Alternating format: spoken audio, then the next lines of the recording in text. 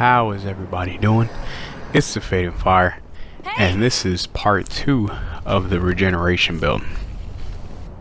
Here goes my specs. I think that this particular stat investment for this build is very good. I think I chose wisely for this particular build. We have low attunement stats because we're not really in need of too many offensive miracles. We're just going for the regeneration. We got our raw storage sword. We got our lightning carthus sword. The spell tree bellwine, I think it's called, and the blessed cestus plus 10. I'm just wearing the sunless armor. I have the Linger and Dragon Crest ring, which is very important for this build. The Ring of Favor, which can be switched out for a Hornet ring if you want to wear a Hornet ring or whatever you want to wear. The Sun Princess ring, which is really important. And this Aldrich's Ruby, which is actually very, very helpful for this build. It is extremely helpful for this regeneration build. So, you know, I didn't put my specs in the first part of the video because even though I say I worked out all the kinks and everything, I still thought that I might have some room for error and maybe I'll find something even better for the second part of the video, which I did.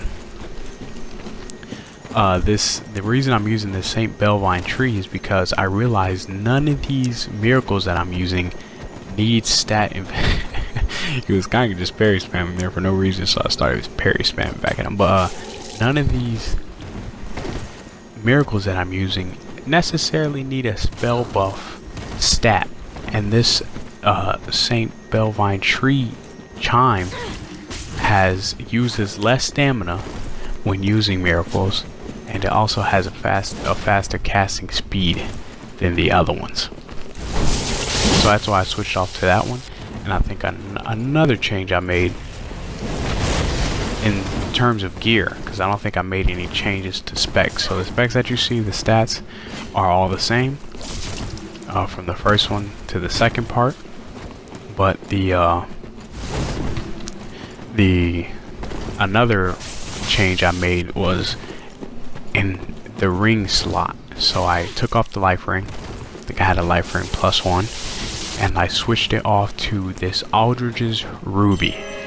And I read it, and it said critical hits, and I was like, I wonder how much critical hit you get. And I looked it up, and it said 85. So of course I went out and tested it myself, and it was for sure 85. And I was thinking to myself, 85 is a very, very large increase in health. It might not seem like it, but in the heat of battle, 85 health can actually be a very sufficient amount of health to either save you from a particular attack or help you come out on top of a trade, especially with their generation being an 18 to 15 every second, you know. So on top of the 85, we got the 18 or /15 per second. So that is a very good thing to have. And when I get a backstab in this particular, as you can see, my health just kind of pops up.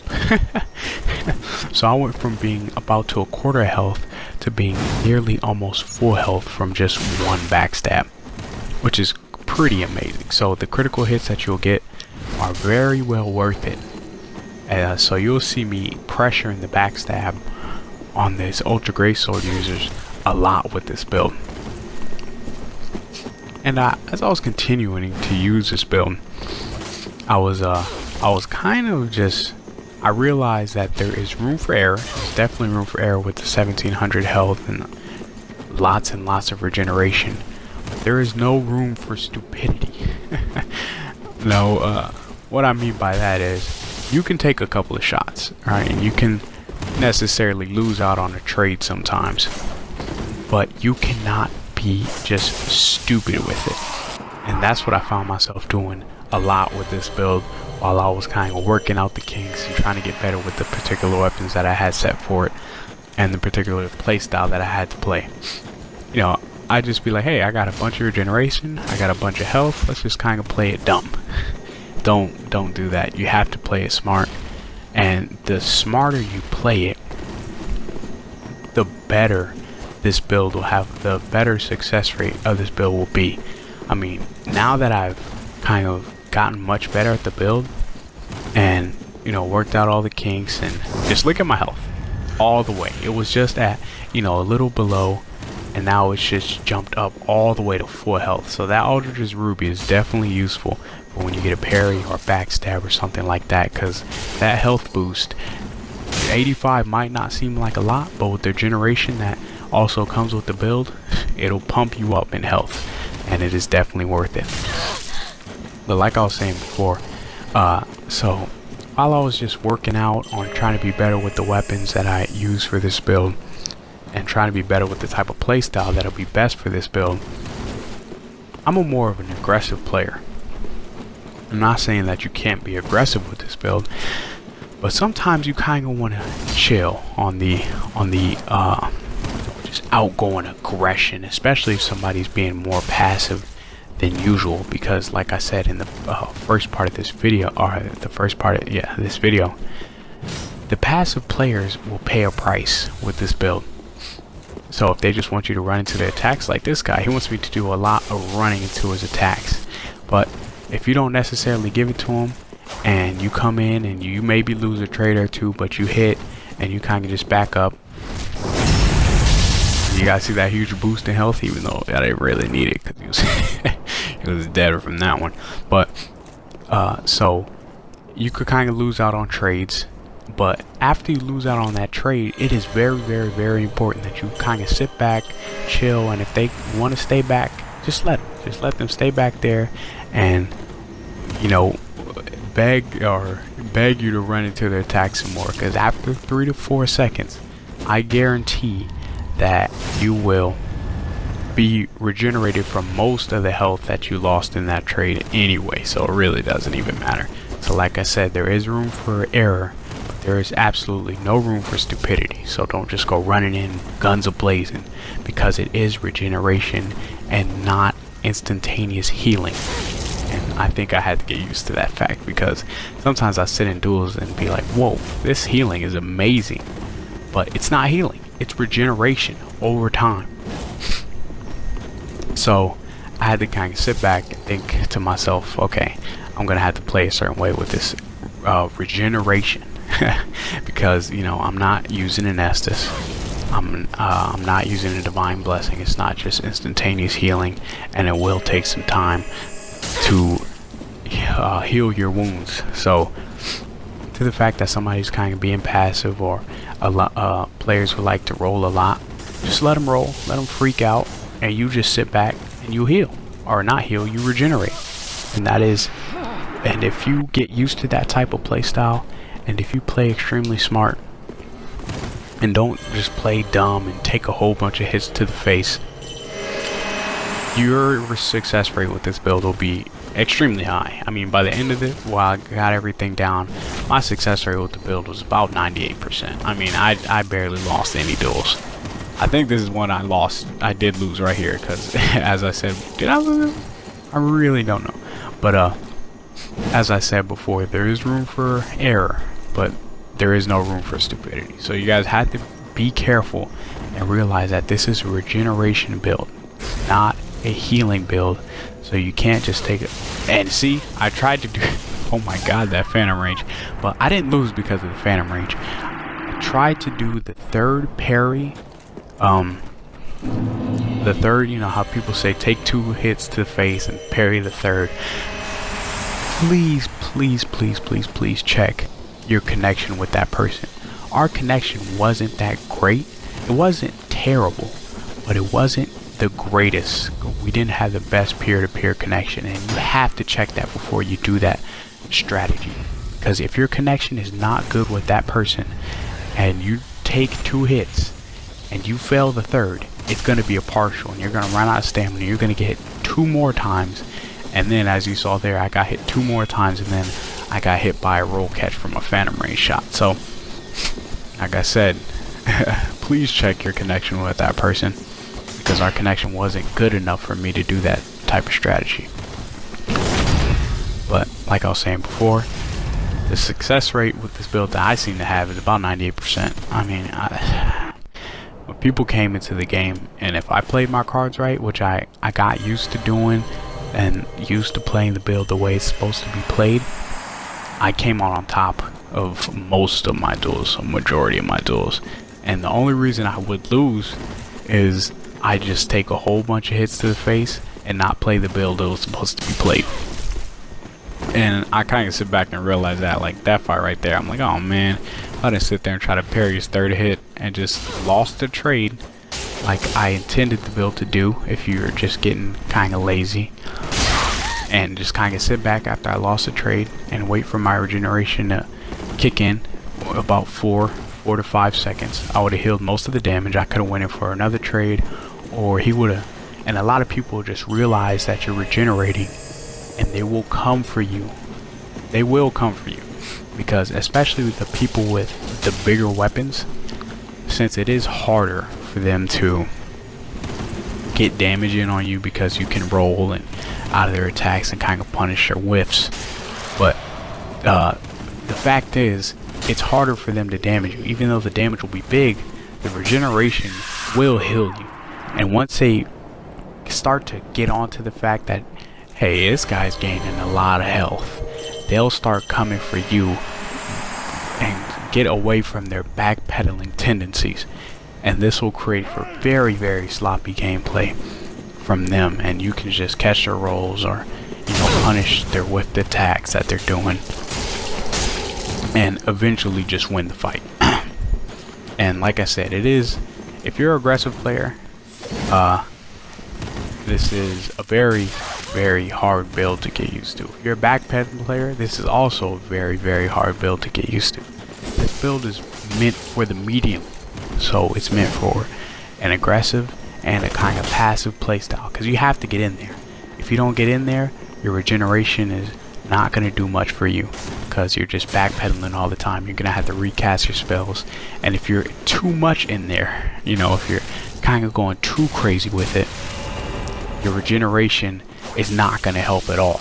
So this is meant for the medium, and you have to either play aggressive at the time and back out, or just realize when you can go in and realize when you have to go out. But there is no doing both, you know, to the extreme, to the maximum. There is none of that. But overall, this is a very strong build. Like I said before, this build is pretty awesome. I actually did, like, that was some big phantom range right there. But like I said, as you can see in these duels, I'm losing out on a lot of these trades. I am. And the fact that this regeneration is just so hefty and it is so extreme, it just kind of doesn't even matter that I'm losing out on the trades, you know, which is fine. So you to the fact that you realize you're losing out on the trades, and you see, but that guy right there, he timed his attacks very well, and I played extremely dumb. If you go back here and rewind that fight, you'll see that I got hit way more than I should have. But the regeneration is just so strong that at the end of it, I had enough health to trade with him and come out on top.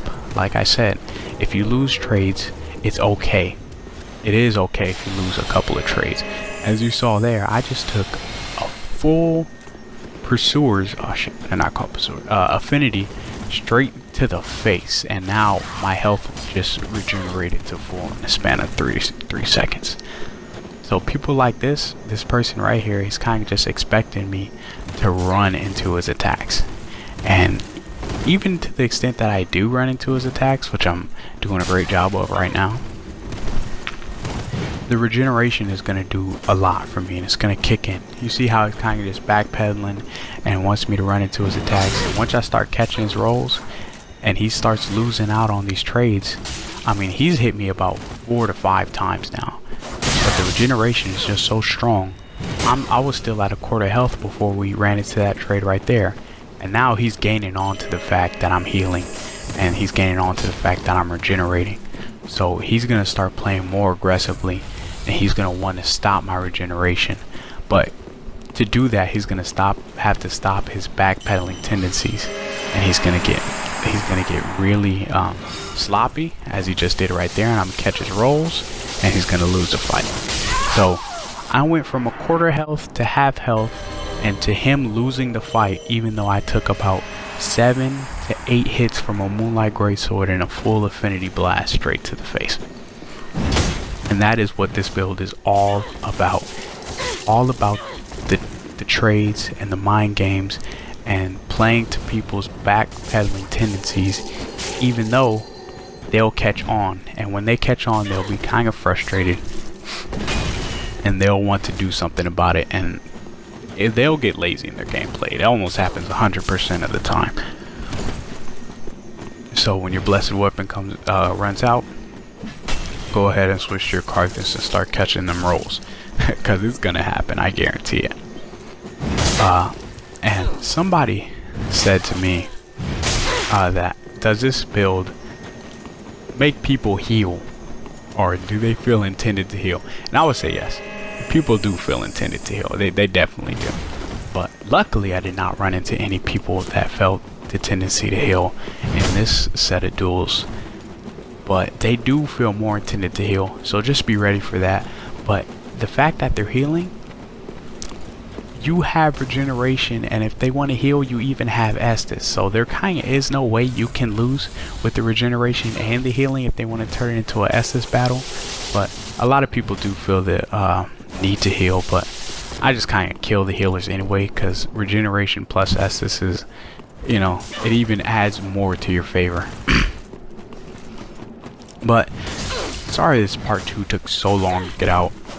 My internet has been on the fritz. It's just been acting so shitty lately. Oh, I think it's about time I go ahead and call those damn service providers of mine, because this shit is getting ridiculous. I mean, I like to have my duels in succession, but I had to stop playing just to give my internet a break, because, you know, me swinging 5 to 6 times and hoping somebody dies is not informative at all.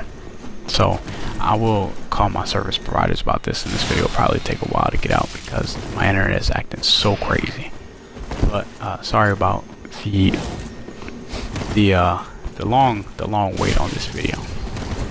But as you guys can see, he hit me a while ago in that fight, and it's like he didn't even hit me. And now that I got a riposte, I'm back to full health with the Aldrich's Ruby. So even though you trade and you lose a trade, it doesn't even matter half the time, especially if people don't have very damaging weapons and they just have straight swords or something that doesn't do a lot of damage.